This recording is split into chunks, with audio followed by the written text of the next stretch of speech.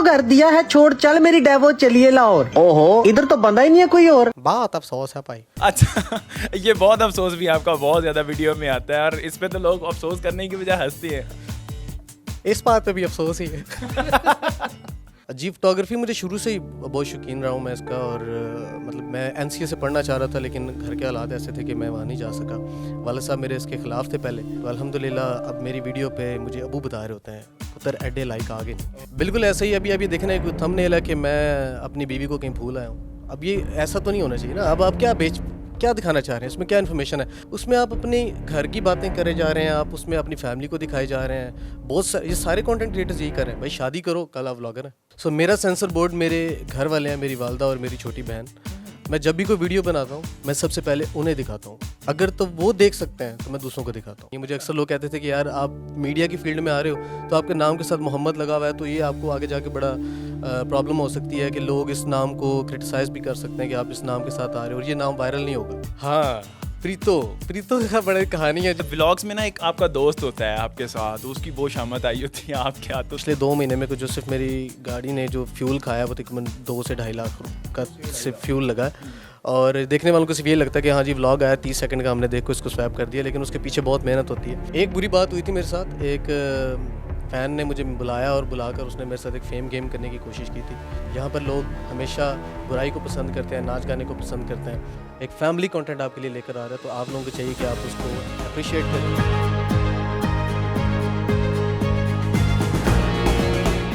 आजकल टिकटॉक पे छाए हुए हैं आरजे मोहम्मद उस्मान, हमारे इंटरव्यू में आए हुए हैं। अस्सलाम वालेकुम। वालेकुम अस्सलाम, कैसे हैं आप? ये मैंने ज़रा आपके स्टाइल में शुरू किया, ये कहाँ से, ये क्या कॉमेडी, किस तरह की कॉमेडी शुरू कर ली? ये तो पाकिस्तान में कोई भी नहीं करता ना, मैंने इस तरह की पोइट्री वाली कॉमेडी होती हुई सुनी। अब आप सोच रहे होंगे कि मैं शुरू से ही ऐसा हूँ। नहीं, मैं ऐसा नहीं हूँ। ये हमने कंटेंट बेसिकली क्रिएट किया था क्योंकि शायरी से थोड़ा बहुत वो था, इंटरेस्ट था, और फिर उसके बाद फैमिली में वैसे भी हम लोग बड़े जो थे वो मिल के ये करते होते थे कि एक बात से दूसरी बात को लिंक करना होता था। तो वो मैंने जब ये व्लॉग एडिट करा था तो वैसे ही हादसातन मेरे से ये चीज़ हो गई, और फिर उसके बाद मैंने सोचा यार ये तो मैंने अच्छा कर दिया, तो फिर मैंने इसको कंटिन्यू किया और माशाल्लाह लोगों ने उसको बहुत पसंद किया। अच्छा, पहला व्लॉग कौन सा था जो आपने इस तरह का बनाया? पहला व्लॉग ये था कि वो जिसमें मैं घर से गाड़ी निकाल रहा हूँ और ये कह रहा हूँ कि मौसम अच्छा था तो प्रीतो को टाकी मार के शहर में घूमने का इरादा किया, और उसमें हमद भी था जिसको मैंने बोला कि ये पागल नहीं मेरा दोस्त है, मैं पागल हूँ जिसको दोस्त बनाया हुआ है। तो वो व्लॉग भैंस वाला जिसमें भैंस भी आती है, ट्राली, वो ट्राली वाली लाइन कैसे थी पता? वो कहता कि गली में निकले तो आगे भैंस थी जो काली थी, उसके पीछे ट्रैक्टर ट्राली थी जिसके ड्राइवर को बहुत काली थी। इस बच्ची को हमने बचाया जो गिरने वाली थी। बिल्कुल बिल्कुल, बड़ा ही मज़े का था वो। और बहुत सारे लोग अभी आपके व्लॉग्स देख रहे हैं, मिलियंस में व्यूज़ आ रहे हैं, तो कोई ख़ास मोटिवेशन कौन आपको इसमें से इस तरह के यूनिक आइडियाज़ भी देता है? अक्सर में ऐसा है कि कोई भी टीवी चैनल या किसी भी नेशनल मीडिया पे कोई चीज़ जब जाती है तो उसका एक सेंसर बोर्ड होता है जो उसको सेंसर करता है कि क्या ये चीज़ आवाम को दिखाने के काबिल है या नहीं है। सो मेरा सेंसर बोर्ड मेरे घर वाले हैं, मेरी वालदा और मेरी छोटी बहन। मैं जब भी कोई वीडियो बनाता हूँ मैं सबसे पहले उन्हें दिखाता हूँ, अगर तो वो देख सकते हैं तो मैं दूसरों को दिखाता हूँ। मतलब अगर मैं ये समझता हूँ कि ये मेरी वालदा नहीं देख सकती मेरे साथ बैठ के, या मेरी बहन नहीं देख सकती, तो मुझे वो पब्लिक को भी नहीं दिखाना चाहिए। सो मैंने उसको अपने घर को सेंसर बोर्ड बनाया हुआ है और मेरा स्टैंडर्ड यही है। और शुरू से हम लोग जब भी से भी काम कर रहे हैं कोशिश यही होती है कि एक फैमिली कंटेंट बनाया जाए। जो आप बल्कि एक कमेंट आया जो मुझे बहुत अच्छा लगा, वो ये था कि मैं आपकी वीडियो को, एक लड़की का कमेंट था कि मैं आपकी वीडियो को बहुत दिलेरी के साथ अपने वालिद के साथ बैठ के प्ले कर लेती हूँ, मुझे पता है इसमें कोई गलत बात नहीं होगी। इससे बड़ी क्या बात होगी। अच्छा, आरजे उस्मान को जो आज लोग जानते हैं, आरजे इनके आपके नाम के साथ क्या रेडियो वगैरह करते रहे? जी मैंने आज से 9 साल पहले FM 95 जेलम से आगाज़ किया था। मेरे सीनियर वसीम कुरैशी साहब, उन्होंने बहुत कुछ सिखाया हमें, और भी बहुत सारी टीम के लोग थे जिनसे मैंने सीखा। और 4 साल मैंने रेडियो करने के बाद इसमें आरजे मोहम्मद उस्मान के पीछे की भी बड़ी कहानी है। मुझे अक्सर लोग कहते थे कि यार आप मीडिया की फील्ड में आ रहे हो तो आपके नाम के साथ मोहम्मद लगा हुआ है, तो ये आपको आगे जाके बड़ा प्रॉब्लम हो सकती है कि लोग इस नाम को क्रिटिसाइज़ भी कर सकते हैं कि आप इस नाम के साथ आ रहे हो और ये नाम वायरल नहीं होगा। तो मैंने उस वक्त ये तहिया किया था कि अगर नाम किसी से आना है तो मोहम्मद उस्मान से आऊँगा और उसी से आऊँगा। और आज तक आरजे जो है वो रेडियो जोकी, लोग मुझे राजा समझते हैं, ऐसा नहीं है, रेडियो जोकी वो नाम के साथ आज तक लगा हुआ और वो चलता आ रहा है। अच्छा, तो रेडियो वहाँ से शुरू किया, फिर उसके बाद आप क्या करते रहे कि इतनी क्रिएटिविटी आपके अंदर आ गई? हमें रेडियो में सिखाया गया था, मेरे एक सीनियर थे बल्कि हैं डॉक्टर अबरार जंजुआ, उन्होंने मुझे सिखाया था कि क्या बोलना है सबको पता होता है, क्या नहीं बोलना ये सीखना पड़ता है। तो हमने यही सीखा कि क्या नहीं बोलना, क्या बुरा है वो नहीं बोलना। और उसके बाद तकरीबन 9 साल से इस फील्ड में है और मैंने बहुत सारे कंटेंट क्रिएटर्स के लिए काम किया बिहाइंड द कैमरा। उनका नाम मैं यहाँ पर नहीं मेंशन कर सकता क्योंकि वो प्राइवेसी होती है। तो बहुत सारे कंटेंट क्रिएटर्स हैं जो देख रहे होंगे, उन्हें पता होगा, हेटर्स भी हैं उनमें। तो उनके लिए काम किया और फाइनली ये मैंने अपने लिए एक एक्सपेरिमेंट किया था। और व्लॉगिंग के हवाले से मैं पाकिस्तान में इरफान जनेजू को मैंने बहुत देखा है और इसके अलावा मैंने आर्ट बाय वासिफ है, उनको मैंने बहुत देखा है, उनसे देख के मैंने बहुत कुछ सीखा और उसी को फिर मैंने कंटिन्यू किया। इससे पहले भी मैंने ब्लॉगिंग का एक एक्सपेरिमेंट किया था, वो इतना पॉपुलर नहीं रहा, वो लोगों ने नहीं इतना पसंद किया था, शायद वो सीरियस था और हमारी उसमें और मैं कर भी थोड़ा सा प्रोफेशनलिज्म में रहा था। तो हमारी आवाम आजकल पसंद करती है कि जब कोई भी चीज़ नॉर्मल सी लगे, मतलब कि वो ऐसी आम पब्लिक की जो चीज़ होती है, जब आप वैसी कोई चीज़ बनाएंगे तो लोग उसको पसंद करेंगे। तो इसलिए मैं फ़ोन से बनाता हूँ, मेरे पास कैमरा भी है। अच्छा, कैमरा भी है लेकिन फ़ोन, अच्छा मतलब कैमरा क्यों है आपके पास? इतने सारे महंगे महंगे कैमरे मैंने आपके पास देखे हैं, वो क्यों हैं? जी एक मज़दूर बंदा हूँ, थोड़ी सी मज़दूरी कर लेता हूँ, एक वेडिंग फोटोग्राफर हूँ, साथ में छोटा मोटा मतलब इवेंट्स वगैरह कवर कर लेते हैं, बस ये एक सीन है अपना। बेसिकली रिस्क हलाल आप वहाँ से कमाते हैं और ये जो आपने शौक अपने को ज़िंदा रखा हुआ है उसकी वजह मेरे ख्याल से ये भी है कि आप इसी फील्ड से जुड़े हुए हैं, अभी तक आपने जोड़ कर रखा हुआ है। जी फोटोग्राफी मुझे शुरू से ही बहुत शौकीन रहा हूँ मैं इसका और मतलब मैं NCA से पढ़ना चाह रहा था लेकिन घर के हालात ऐसे थे कि मैं वहाँ नहीं जा सका और फिर मैंने ख़ुद से ही सीखा, फिर अपने कैमरास वगैरह और अपनी चीज़ें वगैरह सारी खुद बनाई।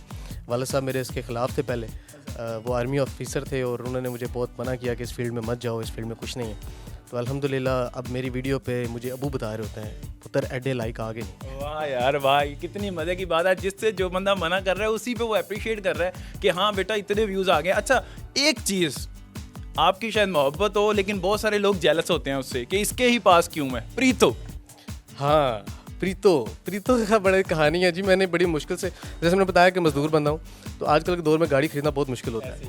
तो मैंने ये बड़ी ही ख्वाहिश के साथ, बड़ी मोहब्बत के साथ, मैंने पहली गाड़ी, आपको पता है सबकी मेहरान होती है, लेकिन मेरे लिए ये प्रीतो थी, मोहब्बत थी, क्योंकि मैंने बड़ी ख्वाहिश से इसको ख़रीदा, बड़ी मुश्किल से। और जब ये मेरे पास आई तो मैंने इसको पहले दिन ही इसको मैंने प्रीतो के नाम से बुलाया। मैं कहा अम्मी कार प्रीतो आ गई। तो वो मतलब इस तरह वालिदा ने सुन के ये नहीं कहा कि मेरी बहू को ले आया शायद?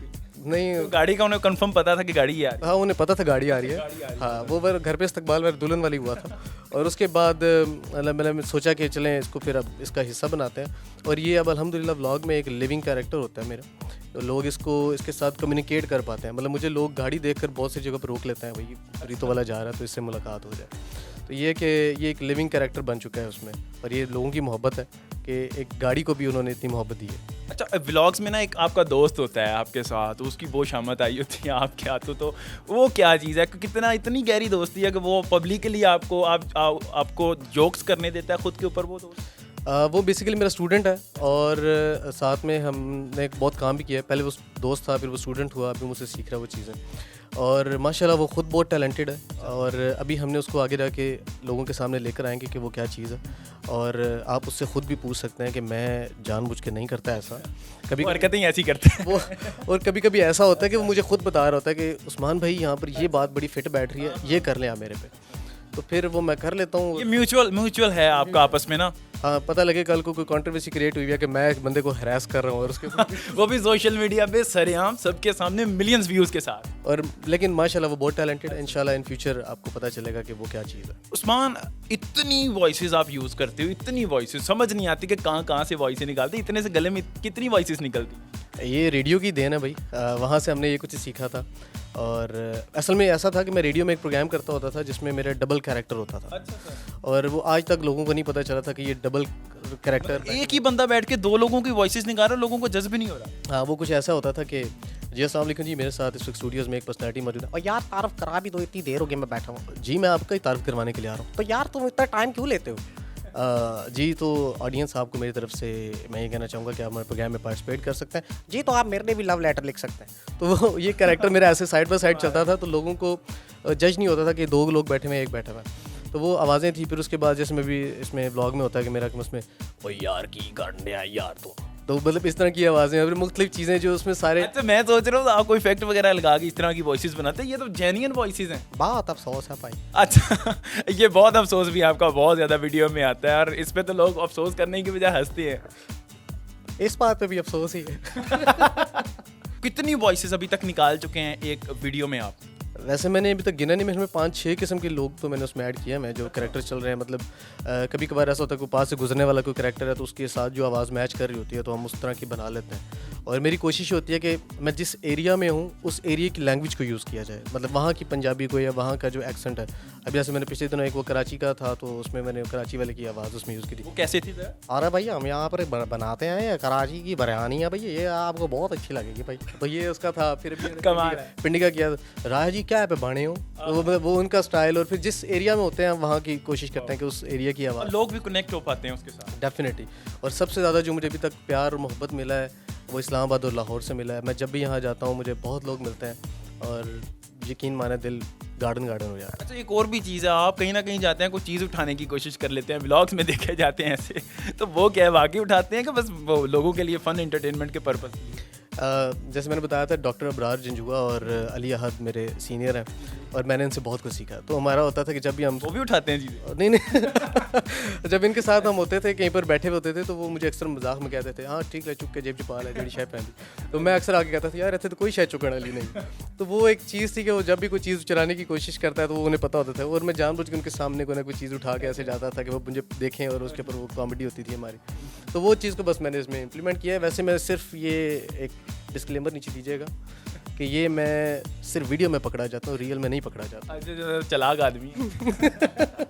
ये भी एक कैरेक्टर ही है उसमें और अल्हम्दुलिल्लाह लोग इसको भी पसंद करें। हालांकि चोरी प्रमोट नहीं मैं कर रहा होता, ये एक मजाक किया तक होता है। मजाक की हद तक है, यही पूछना चाह रहे थे हम लोग। इसको मजाक किया तक लीजिएगा और पता लगे मेरे ऊपर भाई कुछ सच्चा केस हुआ है इसके बाद। कोई ऐसी चीज़, कोई ऐसी ख्वाहिश जो आप सोशल मीडिया पे पैगाम देना चाहते हो लोगों को और चाहते हो कि वो मैं लोगों में आम करूं वो चीज़, वो बात, या आप उसमें अभी तक कामयाब हुए या नहीं हुए, कुछ इस तरह की चीज़ बता सकते हैं आप? मैं ये बस लोगों को कहना चाहता हूँ कि अक्सर लोग यहाँ पर कंटेंट बना रहे हैं, ख़ास तौर पे मैं व्लॉगिंग के हवाले से बात करना चाहूँगा कि बहुत सारे व्लॉगर्स हैं पाकिस्तान में और ये एक ऐसी चीज़ है जो भी आपके मुल्क का मीडिया होता है, वो चाहे मेन स्ट्रीम मीडिया है चाहे सोशल मीडिया है, वो आपके मुल्क की अक्कासी कर रहा होता है, आपके मुल्क की एक इमेज पूरी दुनिया में दे रहा होता है कि आपके मुल्क में क्या हो रहा है। सो हमारे यहाँ जब टीवी पे आज से 10 साल पीछे चले जाएं तो एक बहुत अच्छा ट्रेंड था, एक एजुकेशन मिलती थी लोगों को, एक तरबियत दी जा रही थी लोगों को, मतलब बहुत कुछ उसमें डिलीवर हो रहा था।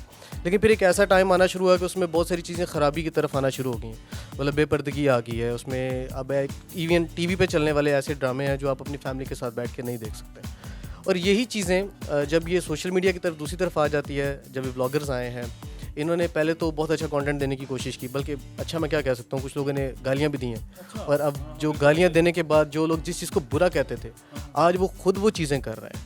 मतलब अभी ये ऐसी मिसाल है कि अभी मैं ये कह रहा हूँ कि अभी आप कंटेंट को साफ़ सुथरा रखें और 2 दिन के बाद मैं भी वही वल्गैरिटी कर रहा हूँ क्योंकि मेरे पास कंटेंट नहीं रहेगा तो मैं यही करूँगा। तो उन लोगों के पास जब कंटेंट की कमी आई तो उन्होंने उसको डायरेक्टली किसी, ये उनकी बात तो नहीं कर रहे जिनका लोग समझ पा रहे हैं? जी लोग समझ पा रहे हैं। वो अब मैं क्या कहूँ कि किसी को पहले वो ऊपर रोस्ट वीडियो बनाया कि आप ये दिखा रहे हैं अपनी वीडियोस में, देन उन्होंने वही दिखा के अपनी वीडियोस को व्यूज़ लिए।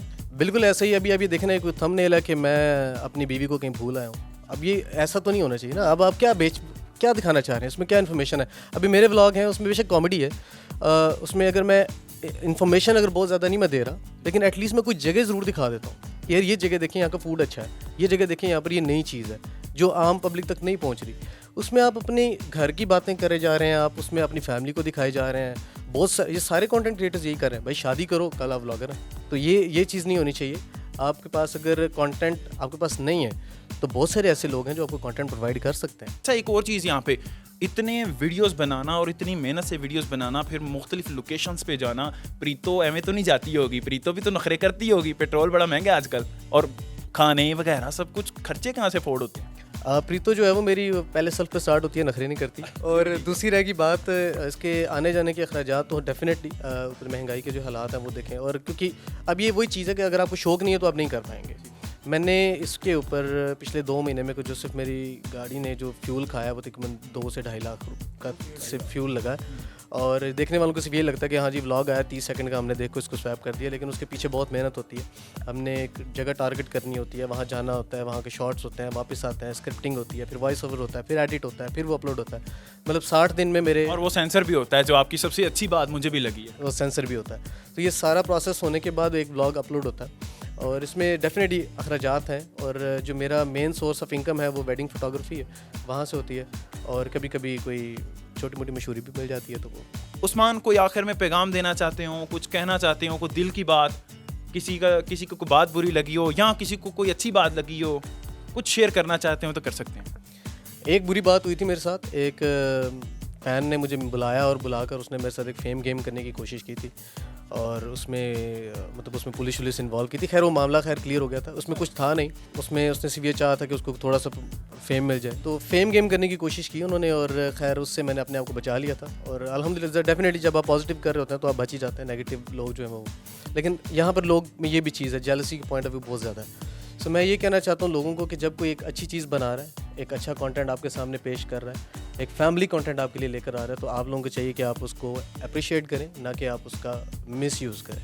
यहाँ पर लोग हमेशा बुराई को पसंद करते हैं, नाच गाने को पसंद करते हैं। जब आप इवन मेरे हर व्लॉग के अंदर मेरी कोशिश होती है कि मैं नमाज का जिक्र करूँ, खुदा के यहाँ हाज़िरी का जिक्र करूँ। आप लोग भी नमाज़ पढ़ा करें, खुदा को याद रखा करें, क्योंकि आखिरत में यही काम आने वाला है। Thank you very much. ये जी मोहम्मद उस्मान थे हमारे साथ, बहुत ही अच्छा प्यारा कंटेंट बनाने वाले और आजकल सोशल मीडिया के तमाम तर प्लेटफॉर्म्स पर छाए हुए हैं और मेरे ख्याल से हमारे जाने के टाइम भी आए हुए हैं। सही था मेरा कि मैंने सही बनाया?